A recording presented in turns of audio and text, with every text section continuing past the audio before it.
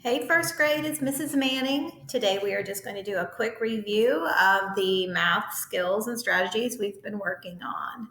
At the end of this video, there is going to be another slide, and on that slide, you're going to take an assessment, and the assessment, it only has 5 questions, I think, so you're going to be just fine. Right, so think back. Do you remember when we were working on equations like this? This is a large number, 75. It's a 2-digit number, and we're adding numbers to this, 75 plus 1. One of the strategies we can use is representing our bigger numbers with the 10 rods and the cubes. This is the number 75. If we drew out 75 smiley faces or hearts, we could get confused. When we use our 10 rods, we stay organized. So you see 75 here, and over here there is just 1 cube, and that's for this number 1. So if you counted your cubes up, all your cubes together, you would get the answer to the equation 75 plus 1. Let's do that. 10, 20, 30, 40, 50, 60, 70. Switch your brain. 71, 72, 73, 74, 75, and 76. 76. Okay, we have another equation just like that. Here's our 10 rods. This is 36 over here. And on this side, it's the 3 cubes here are representing just the number 3. We have 3 10s and 6 1s. So if we counted all these together, we would get the answer to our equation. 10, 20, 30, 31, 32, 33, 34, 35, 36, 37, 38, 39. So our answer would be 39. You guys remember working on that? Great. This is another equation that has a 2-digit number, 52, and we're adding the number 7 to it. The equation looks different because it's vertical, and we have this graphic organizer here to help us remember to keep our numbers in their place. This is the ones column, so all the ones that are just ones will stay here, and anything that's representing 10 will be over here in this column. So this is 52 plus 7. So looking over here at the ones, I could draw out my ones. That's my 2. Here's my 7. And then I could count these together, and I would know how many ones I have. 1, 2, 3, 4, 5, 6, 7, 8, 9. I have 9 ones. There's lots of ways you could do this. If you know 7 and 2 more ones would be 9, you would not need to draw that out.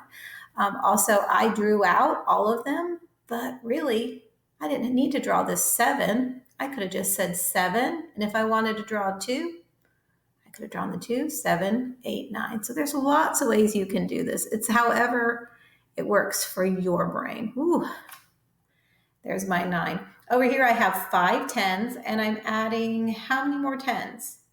None. No more 10s. So I'm just going to keep my 5 10s, which is really 50.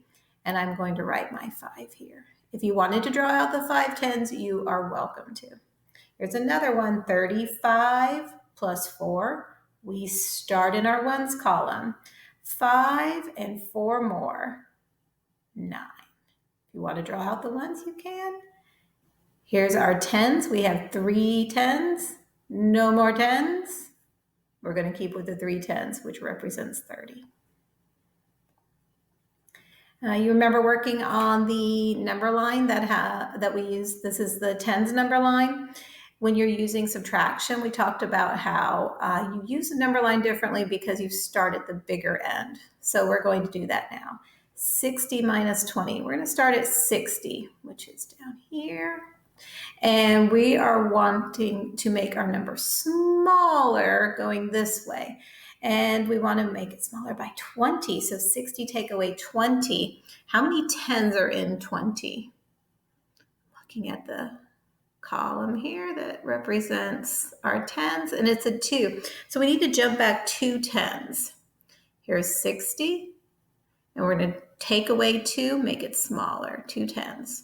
1, 2. You could also count 10, 20. And we landed on 40. Ooh, come on, 4.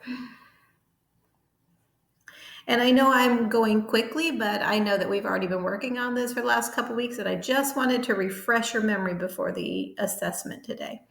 This is 90, take away 40, and it's a vertical equation. It's the same as a side-by-side, the horizontal. So 90 is our big number, and we're going to start up here on 90. And we're making our number smaller by 40. 90, take away 40. How many tens are in 40? That's right, 4. So I'm going to hop back. How many hops? 4. 1, 2, 3, 4. And I landed on the number 50, and that's the answer to that equation. 90 minus 40 equals 50. And this is the one that you were just recently working on. This is called a relatable fact. If you know what 50 minus 20 is equal to, then you can relate that to an addition equation. 20 plus what equals 50. It's like when we're working on our fact families, but these are just bigger numbers. So if I want to know 20 plus what equals 50, I'm going to start down here at this equation, 50 minus 20. 50 minus 20. Ms. Bitzmiller used a hundreds chart. You can go back and use the tens chart if you want to, however you want to work with that equation. So 50 minus 20, I know I have 5 tens minus 2 tens. If I drew that out, 1, 2, 3, 4, 5, 5 tens, and let me change my pen color. I'm going to get rid of 2 of my tens. X. How many tens do I have left? I have 3 tens left. So that really means 30. 50 minus 20 equals 30. You could check that on your hundreds chart or your tens number line. So if 50 minus 20 equals 30, then that means 20 plus what equals 50? We can only use these 3 numbers, 20, 50, 30. And just for you little smarty pants, 2 plus 3 equals 5. 2 tens plus 3 tens equals 5 tens. Okay, so we did our quick review, and now it's your turn to go to this assessment. It's on the next slide.